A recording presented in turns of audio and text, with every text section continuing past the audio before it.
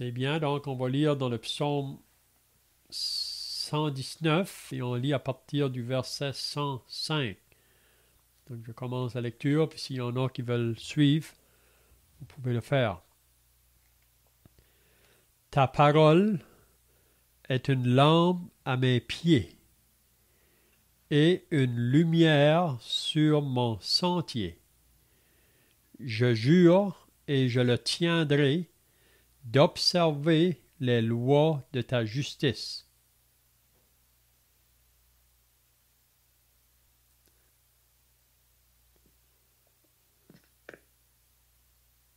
Je suis bien humilié. Éternel, rends-moi la vie selon ta parole. Agrée, ô Éternel, les sentiments que ma bouche exprime et enseigne-moi tes lois.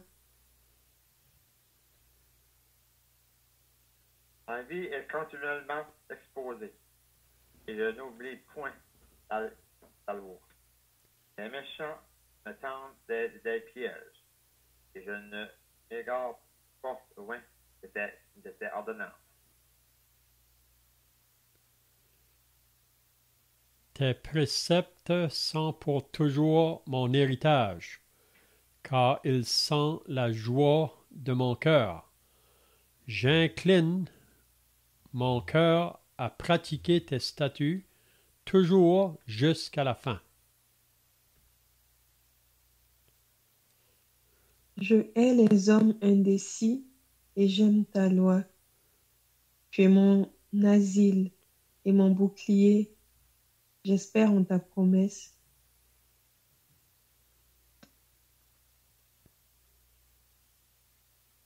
Éloignez-vous de moi, méchants, afin que j'observe les commandements de mon Dieu. Tiens-moi selon ta promesse, afin que je vive. Ne me rends point confus dans mon espérance. Sois mon appui pour que je sois sauvé et que je m'occupe sans cesse de tes statuts. Tu méprises tous ceux qui s'écartent de tes statuts, car leur tromperie est sans effet. Tu enlèves comme de l'écume tous les méchants de la terre.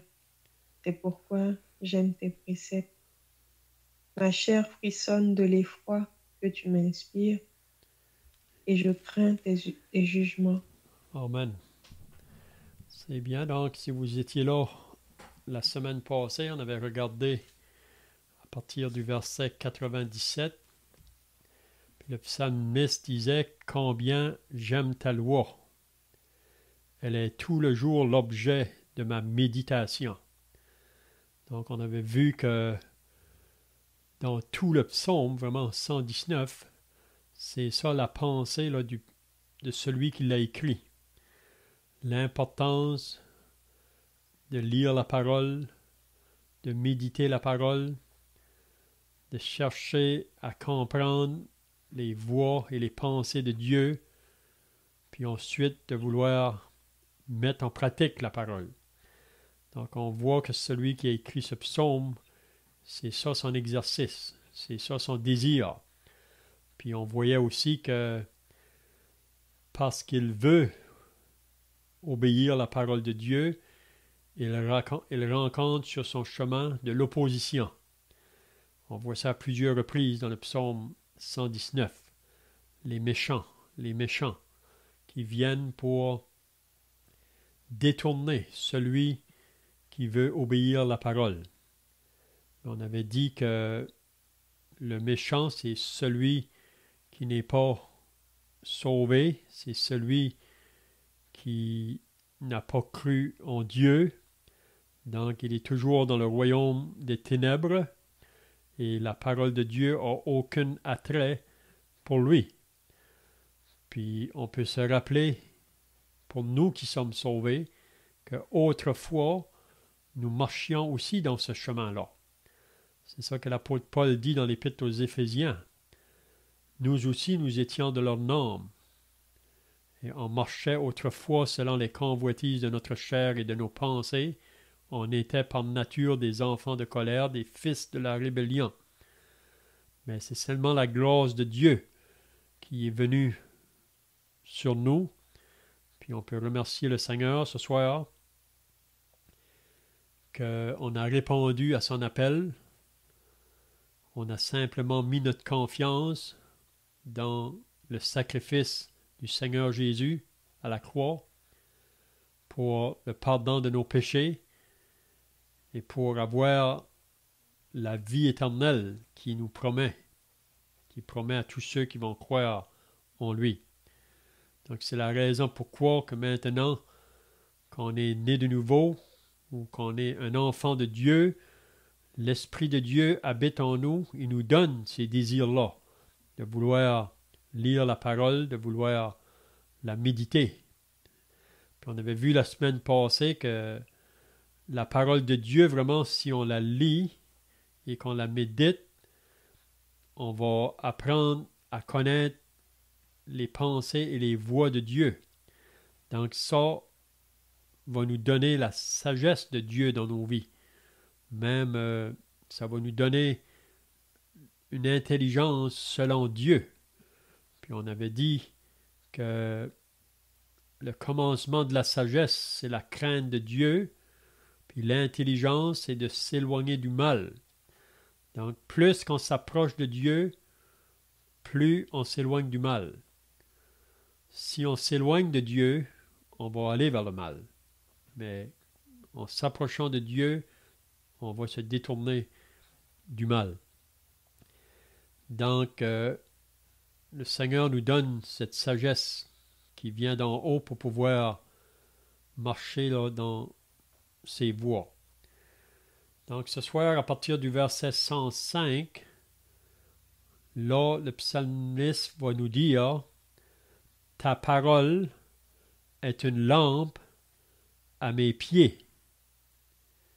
Ta parole est une lampe à mes pieds et une lumière sur mon sentier. » Donc ici, le psalmiste va nous dire que la parole est comparée à une lampe qui éclaire nos pas. Et c'est ça qu'il veut dire vraiment. Que si on est occupé à lire la parole de Dieu, l'effet qu'elle nous donne, c'est qu'elle est comme une lampe qui va guider nos pas. Je ne sais pas si vous avez déjà essayé de marcher quand il fait nuit, sans lumière. C'est vraiment même dangereux où on ne sait pas où on va mettre le pas. Mais si vous avez une lampe avec vous pour éclairer devant vous, à vos pieds, donc ça va vous diriger dans le chemin où marcher. Hein? Donc, ta parole est une lampe à mes pieds. Jérémie nous dit, si vous lisez dans Jérémie au chapitre 10, là, il nous dit que ce n'est pas, il dit, je le sais, ô Éternel, la voix de l'homme n'est pas en son pouvoir, ce n'est pas à l'homme, quand il marche, à diriger ses pas. Donc, parce que l'homme qui est laissé à lui-même, il marche selon sa propre voie. Puis vous savez que l'homme, par nature, il est pécheur. Puis comme Isaïe nous dit dans le chapitre 53, nous sommes tous comme des brebis errantes, chacun suivant sa propre voie. Donc, ta parole. Donc, encore là, le psalmiste met vraiment l'emphase là, de la parole de Dieu. Hein? Paul nous dit dans la deuxième épître à Timothée que toute écriture est inspirée de Dieu.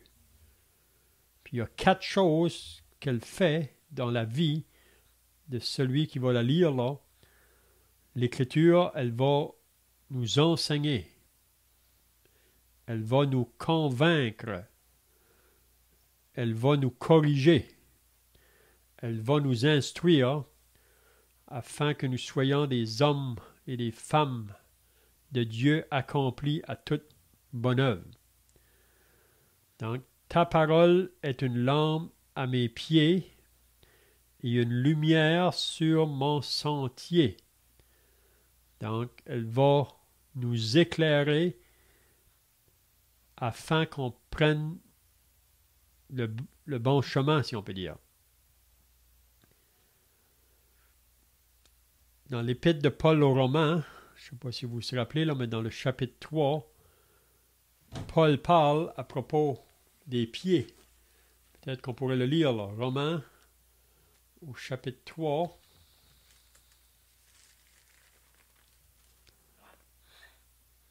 Vraiment, probablement vous connaissez le contexte, là. Dans Romains 3, à partir du verset 10, c'est l'apôtre Paul qui décrit toute la race humaine.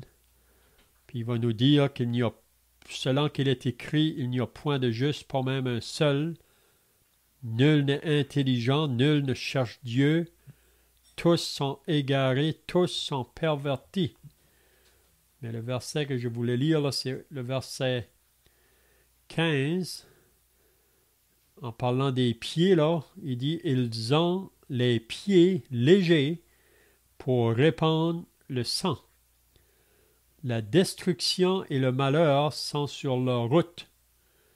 Ils ne connaissent pas le chemin de la paix. La crainte de Dieu n'est pas devant leurs yeux. » Donc, ils ont les pieds légers pour répandre le sang.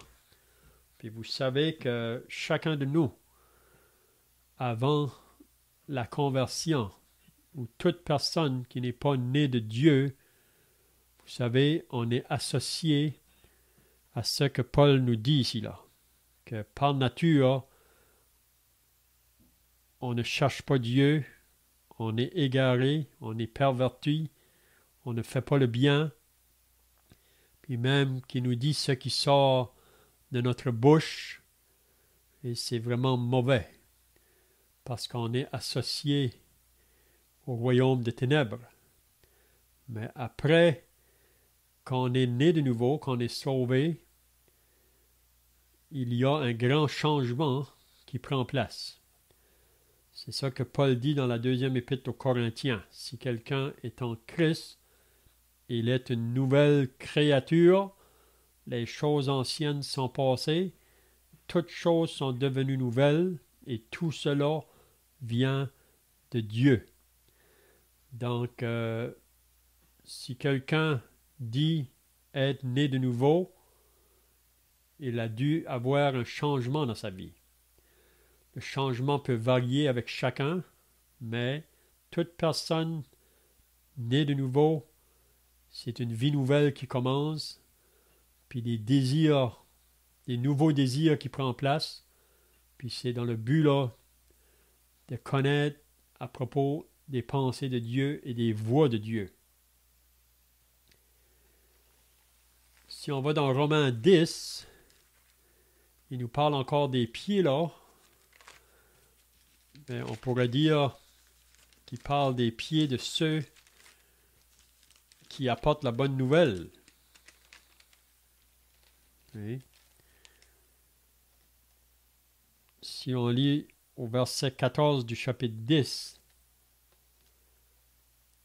il dit « Comment donc invoqueront-ils celui en qui ils n'ont pas cru, et comment croiront-ils en celui dont ils n'ont pas entendu parler, et comment en entendront-ils parler s'il n'y a personne qui prêche? Et comment y aura-t-il des prédicateurs s'ils ne sont pas envoyés? Selon qu'il est écrit qu'ils sont beaux les pieds de ceux qui annoncent la paix, de ceux qui annoncent de bonnes nouvelles. » Donc, on pourrait dire que la parole est une lampe à mes pieds, une lumière sur mon sentier. Donc, il y a une chose qui va caractériser chaque enfant de Dieu, c'est que maintenant que nous sommes nés de nouveau, on veut utiliser nos pieds pour apporter le message à ceux qui nous entourent. Et ça devrait être un exercice à chacun de nous de le faire.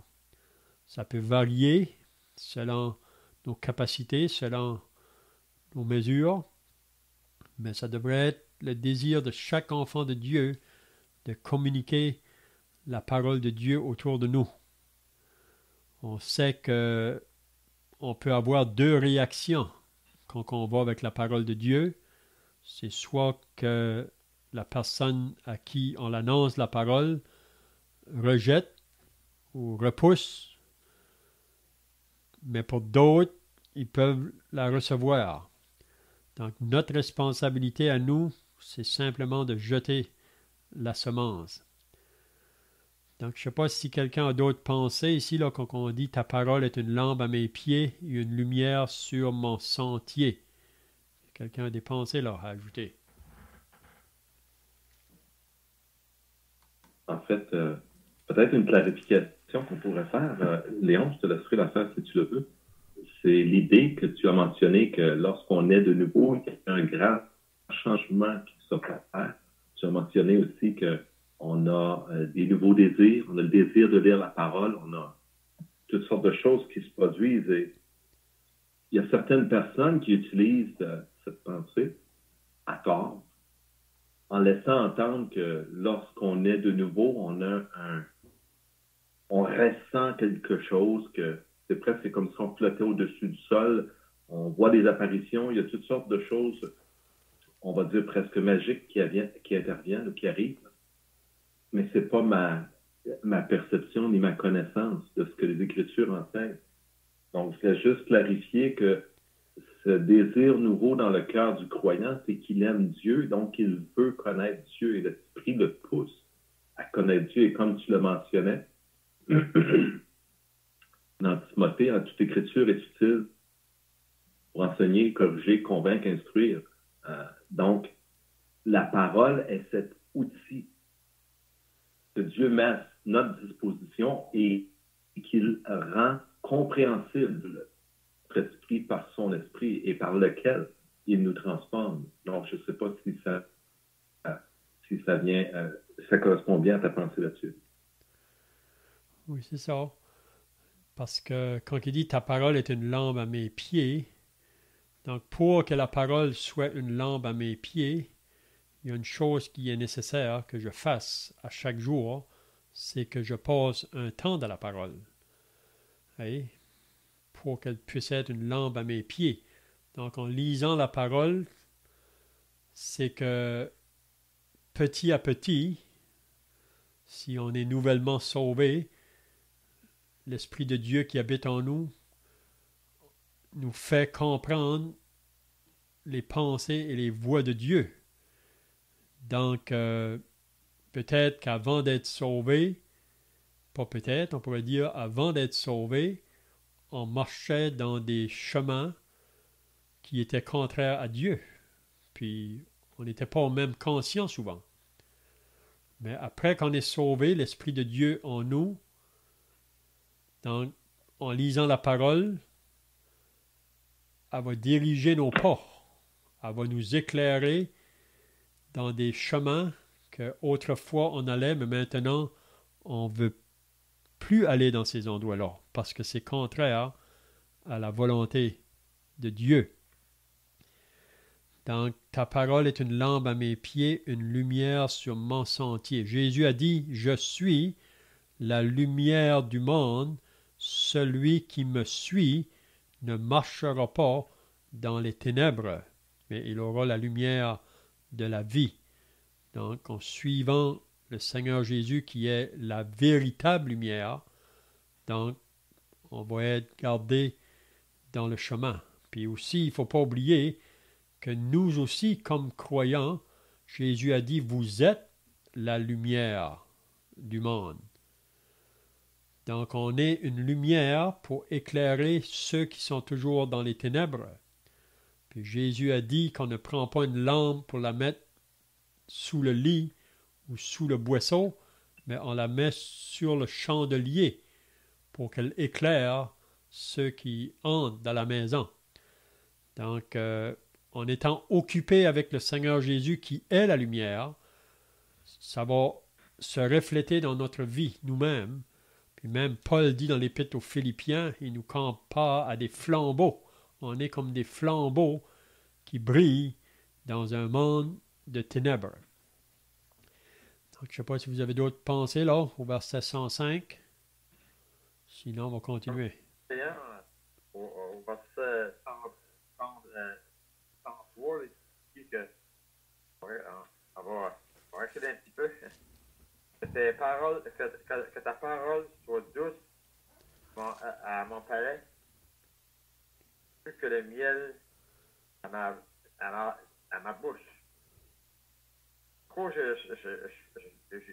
lu cette chose-là? Parce que j'ai été une place la semaine passée, puis il y avait des personnes qui disaient sauver là. Puis l'autre, puis ben, il a prophétisé, mais je ne sais pas vraiment s'il était sauvé. Ben, elle a commencé à parler de la parole de Dieu, tout ça, puis il vous le dit, là, il tentait tous les trois quand moi. Et il y a quelqu'un qui a dit, ben, regarde, la parole de Dieu, là, il nous dit pas de lire après qu'on est sauvé, ça ne dit pas de continuer à la lire. Ça, c'est un bon verset qui dit ça. Les paroles soient douces à mon palais, plus que le miel à ma bouche. Ça veut dire que la parole est là. La parole, quand c'est plus douce que mon palais.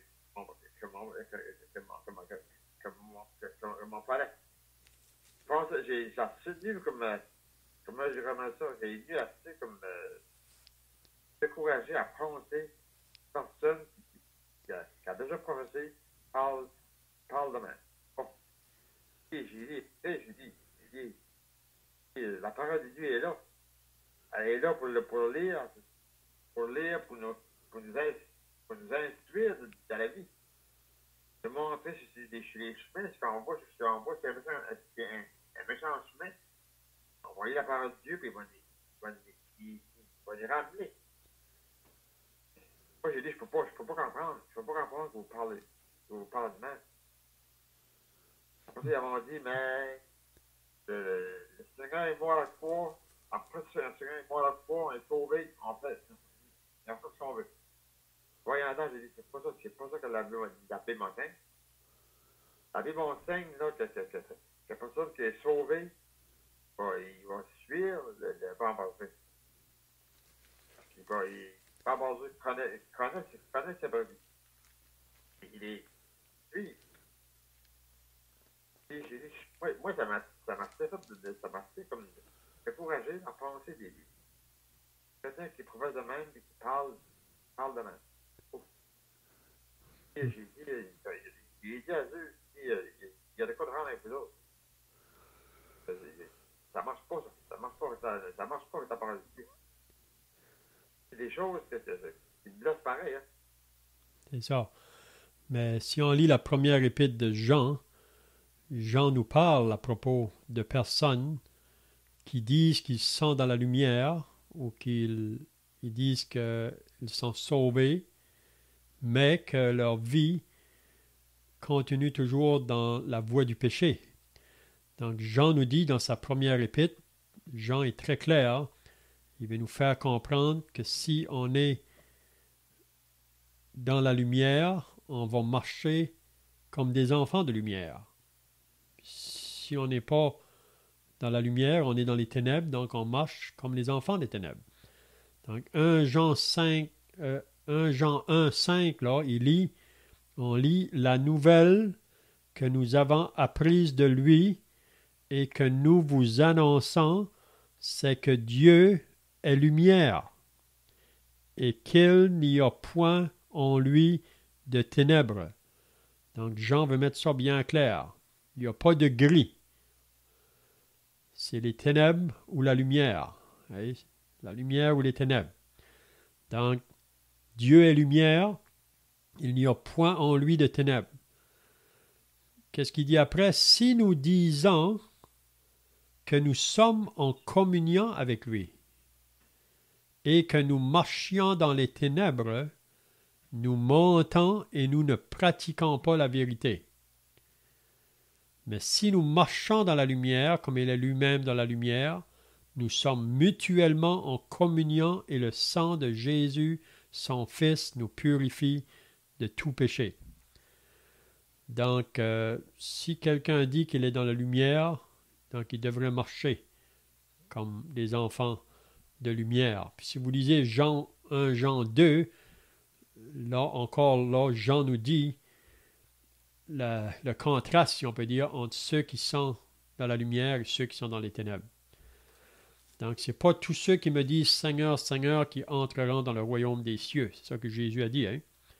Mais c'est celui-là seul qui fait la volonté de mon Père qui est dans les cieux. C'est comme toi, ensemble. Tous les deux, des fois, on se parle de la parole de Dieu. On peut être des fois pas d'accord sur une chose. Pareil comme il dit. Quand tu vas, tu parles à quelqu'un, sors de là, assis abattu, penser des choses de même, penser sur la parole de Dieu. T'as pas besoin de lire, t'as pas besoin de lire la parole de Dieu, mais j'ai dit, la parole de Dieu est là pour nous autres, pour nous éclairer, pour nous montrer les choses qu'on doit apprendre. Si quand on se dirige pas sur le bon chemin, on lit la parole de Dieu, il va nous montrer. J'ai dit, si tu formes ta Bible, puis t'as des années sans lire, comment tu peux dire que j'adore Dieu? Hein? Que j'aime dire que j'aime Dieu. Allez, hein? C'est ça que Jésus dit dans Jean 14. Si quelqu'un m'aime, il va garder ma parole. C'est ça. Mais celui qui ne m'aime pas ne garde pas ma parole. Donc, de dire qu'on aime Dieu, puis de ne pas lire sa parole, parce que vraiment lire la parole de Dieu, c'est que Dieu nous parle. C'est le moyen qui nous parle. Quand on prie, c'est nous qui parlons à Dieu, mais quand on lit sa parole, c'est lui qui nous parle. Donc, c'est très important même. Pierre exhorte les chrétiens alors de désirer comme des enfants nouveau-nés le lait spirituel qui est la parole de Dieu. Hein? C'est très important. Mais en fait, c'est ce que le verset suivant laisse entendre aussi. Le psalmiste au verset 106 dit « Je jure et je le tiendrai d'observer les lois de ta justice. » Donc, pourquoi est-ce qu'il parle comme ça? C'est parce qu'il n'est pas pour lui question même de vivre autrement. Et c'est pas juste de dire « Je vais observer les lois de ta justice », il dit « Je jure ». C'est pas juste dire « Je jure », il dit « Je jure et je le tiendrai ». Donc, ça indique vraiment, comme si on peut le dire ainsi, comme deux niveaux de profondeur dans le désir de connaître, parce que pour observer la loi de l'Éternel, la première chose, c'est de la connaître. Connaître si on ne la lit pas, si on ne la médite pas. Et il n'est pas étonnant que le psalmiste s'y attache au temps. Léolin, tout à l'heure, avait monté au verset 103, mais au verset 104, il nous dit « Par tes ordonnances, je deviens intelligent. » Donc, c'est la parole qui nous donne de l'intelligence. Et pourquoi? Il dit encore verset 104, « Aussi je hais toute voix de mensonge. » Donc, s'il haït toute voix de mensonge, c'est donc que la parole n'est pas la voix de mensonge, n'est pas une de ces voix. En fait, la parole est la vérité. Il n'y a pas 2 ou 3 ou 4 vérités. Il y a juste une. Et cette vérité, c'est pas moi, ni Léon, ni Léon, ni personne qui l'a, si ce n'est le Seigneur lui-même. Le Jésus a dit « Je suis la vérité ». Donc, en suivant Jésus, on s'écarte de toute voie de mensonge. Et un dernier petit commentaire en rapport avec le verset 105. Ta parole est une lampe à mes pieds. Et Léon, tu mentionnais en Matthieu 5,15 que Jésus dit, c'est pas une lampe pour la mettre sous le boisseau, mais on la met sur le chandelier et elle éclaire. Tous ceux qui sont dans la maison, dans ce sens, le verset 105 est peut-être un peu surprenant parce qu'il nous dit qu'elle est une lampe à mes pieds. C'est pas comme une lampe qu'on tient haut, c'est une lampe à mes pieds, donc elle éclaire mon sentier. C'est pas l'idée que Dieu veut nous donner par sa parole une vision de ce qui va nous arriver dans 6 mois, 1 an, 2 ans, 5 ans, 10 ans, 20 ans. Mais c'est vraiment que Dieu marche avec nous. Il est avec nous sur le sentier. Il est avec nous à tous les jours dans notre vie. Et il nous éclaire dans les décisions qu'on doit prendre par sa parole. Il nous guide et il nous indique les voies à prendre pour éviter les péchés, les pièges du malin, même si on veut. Donc, c'est vraiment... ça va pas du tout à l'encontre de ce que Jésus dit lorsqu'il dit qu'il élève la lampe pour que tout le monde voit. Ici, la parole, il faut la voir comme personnelle.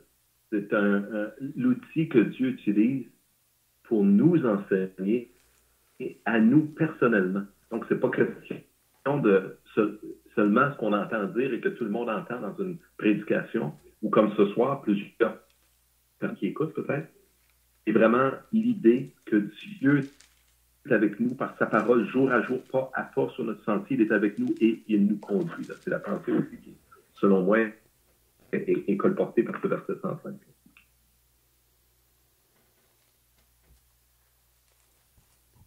Même aussi dans l'Épître aux Colossiens, alors, Paul exhorte les chrétiens en leur disant que la parole de Christ habite parmi vous abondamment. Donc, c'est très important, la parole. Que la parole de Christ habite parmi vous abondamment. Puis si elle habite abondamment parmi nous, c'est que quand on va se rencontrer, on va pouvoir nous exhorter, nous encourager les uns les autres par le moyen de la parole. C'est comme un verre qui est rempli, il va déborder. Mais si je néglige la parole, quand je vais être avec les autres, peut-être que je vais dire beaucoup de choses, mais ça ne sera pas associé avec la parole de Dieu. Donc, que la parole de Christ habite parmi vous abondamment, instruisez-vous et exhortez-vous les uns les autres en toute sagesse, par des psaumes, par des hymnes, par des cantiques spirituels, chantant à Dieu dans vos cœurs sous l'inspiration de la grâce. Et quoi que vous fassiez, en parole ou en œuvre, faites tout au nom du Seigneur Jésus, en rendant par lui des actions de grâce à Dieu le Père.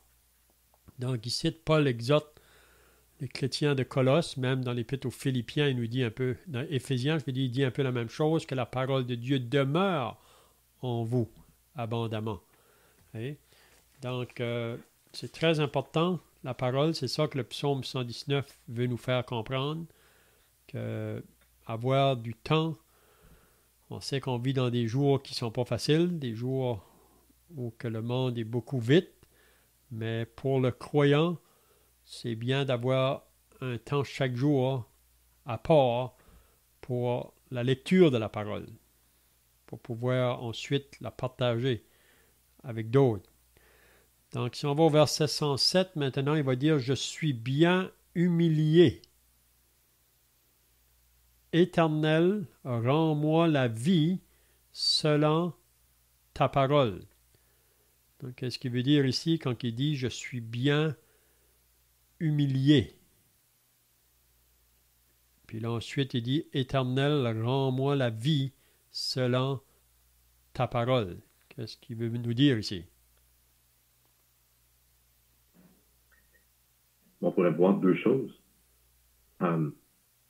on est quand même conscient, Paul le dit aussi dans Romains au chapitre 7, hein, je ne fais pas ce que je veux et je fais ce que je ne veux pas. Donc c'est quand on se compare, quand on regarde, quand on plonge nos regards dans la parole de vie, la parole de Dieu, la parole de vérité, on est humilié de voir comment nos cœurs sont durs, comment nous sommes par nature des pécheurs. Donc, ce serait une façon d'illustrer ou de comprendre le verset. Aussi, ça peut parler de la situation. D'après moi, c'est le premier qui est le meilleur, là, mais il y a la situation que vit le psalmiste, c'est-à-dire qu'à cause de la parole, il est pas dans une, comment dire, il n'y a pas nécessairement une vie glorieuse aux yeux des hommes. Pas que sa vie ne soit pas glorieuse, parce qu'elle l'est certes aux yeux de Dieu, mais aux yeux des hommes, il peut chercher à se moquer et ne pas reconnaître la vérité de la parole. Donc, dans ce sens-là, devant les hommes, il va moins bien paraître.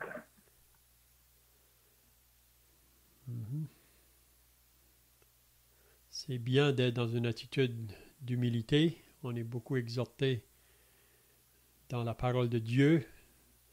Même Paul, dans l'Épître aux Éphésiens, au chapitre 4, il exhorte les croyants là, de marcher en toute humilité et douceur, avec patience et amour. Donc je suis bien humilié. Puis c'est vrai qu'en voulant obéir la parole de Dieu, peut-être qu'on n'aura pas trop de place dans ce monde ici, parce que l'homme qui s'adonne à la parole de Dieu est regardé un peu de travers, ou même on va se moquer de lui. Oui? Donc, à la vue des hommes, c'est comme si on est des gens de rien. Mais l'homme qui n'est pas sauvé, il ne peut pas comprendre un enfant de Dieu. C'est ça que Paul dit dans l'Épître aux Corinthiens, que l'homme naturel ne peut pas comprendre les choses de l'Esprit de Dieu. Mais l'homme spirituel, au contraire, peut les comprendre. Mais aussi, quand on lit 1 Corinthiens, il y a un troisième homme que Paul mentionne. Puis le troisième homme qui parle, c'est l'homme charnel. Donc, l'homme charnel, c'est un homme qui est né de nouveau, mais en qui la chair domine dans sa vie. Donc, un homme charnel ne discerne pas l'homme spirituel.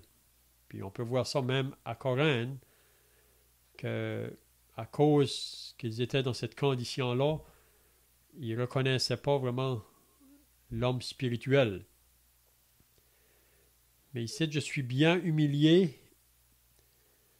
Donc, devant le Seigneur, c'est vraiment la position qu'on devrait prendre. Puis c'est bien d'être dans une condition comme ça.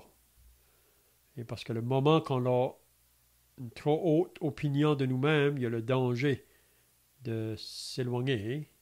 Le cœur est tortueux. Donc, je suis bien humilié. Éternel, rends-moi la vie selon ta parole. Parce que vraiment, la vie, elle est en Christ, vraiment. Elle est dans la parole. C'est ça la vie. Vous savez, on vit dans un monde aujourd'hui qui va nous dire, vous êtes morts. Parce que on veut être occupé avec la parole de Dieu, autour des choses de Dieu. Donc pour beaucoup, vraiment, pour l'homme inconverti, vous êtes mort. Mais vraiment, celui qui va vraiment manifester la vie là, de Christ en lui, c'est celui qui est attaché à la parole de Dieu. Hein? C'est un peu comme le psaume 1. Et celui qui met son plaisir dans la parole et qui la médite jour et nuit, il est comme un arbre planté près d'un courant d'eau, et dont le feuillage ne se flétrit point. Tout ce qu'il fait lui réussit. Donc un arbre qui est près d'un courant d'eau, il est toujours vert. Donc c'est la même chose, le croyant qui va s'attacher à la parole de Dieu, il va être comme cet arbre-là. Là, hein? Donc, je suis bien humilié, Éternel, rends-moi la vie selon ta parole.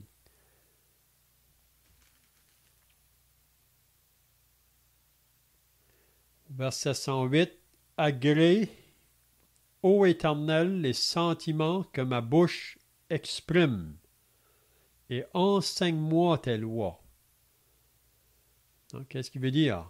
Agrée, ô Éternel, les sentiments que ma bouche exprime. Qu'est-ce qu'il veut nous dire ici?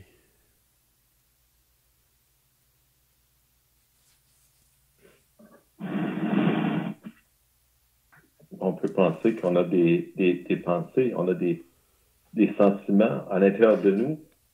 On a des orientations, on comprend des choses et on s'exprime devant Dieu en regard de cette compréhension, de cette vision que nous avons de sa volonté, de sa parole. Et on cherche par des mots à exprimer ces choses-là. C'est un peu ce qu'il dit lorsqu'il dit de ces les sentiments que ma bouche exprime. Donc, il a des paroles vers Dieu qui expriment les pensées de son cœur, finalement. C'est de cette façon-là qu'on articule nos pensées et qu'on élève des prières vers Dieu. Et ce qu'il demande, c'est d'agréer et de finalement que Dieu le corrige, qu'il lui enseigne ses lois. Donc, finalement, le psalmiste parle de son cœur. Il peut faire erreur. On peut se tromper en lisant la parole. On peut faire fausse route. Mais c'est le Seigneur qui va nous ramener. On a l'exemple dans la parole d'Abraham. Lorsque la sécheresse est venue dans le pays, Abraham a choisi de quitter le pays où il était, la terre promise que Dieu lui avait donnée, que Dieu avait promis que son héritage, toute cette terre-là serait à lui et à sa postérité. Et il est allé en Égypte.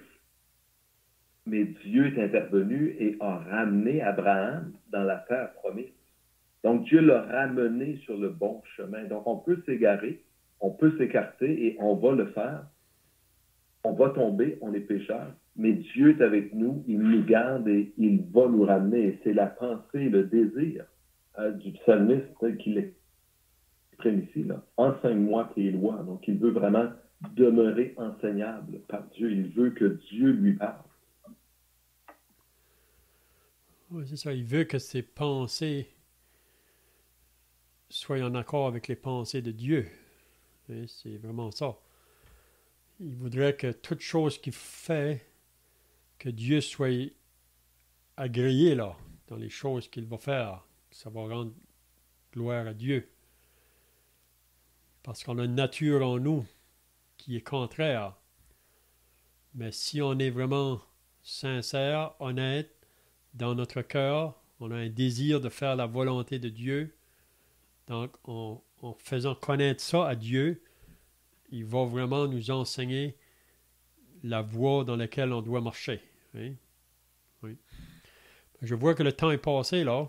Donc, on pourra continuer le verset 109 la semaine prochaine. Donc, à moins que quelqu'un ait d'autres pensées là ou des questions, sinon on va terminer par la prière. Je voulais juste revenir sur le passage verset 105 qui parle de la lampe à mes pieds. Le contraste avec les paroles que tu citais dans Matthieu 5,15, où Jésus dit on élève une lampe. Il faut bien voir que les passages ne sont pas contradictoires. J'ai peut-être mal exprimé. Ce que je voulais dire, si j'essaie de le résumer clairement, c'est que Jésus, dans Matthieu, nous parle de nous, de ce que nous sommes la lumière. Donc, Jésus dit on ne doit pas nous se cacher, on doit proclamer la parole, on doit ouvertement annoncer la parole. Ça, c'est un aspect. Et l'autre aspect qu'on voit dans le psaume, comme je le mentionnais, c'est plus personnel. Donc, avant que nous, on rayonne autour de nous, il faut d'abord que nous soyons nous-mêmes guidés et éclairés par la parole de Dieu. Donc, je voulais juste, parce que je l'ai mentionné sans trop être clair peut-être, je voulais juste clarifier qu'il n'y avait pas de contradiction entre les deux passages et pourquoi c'est tout à fait cohérent.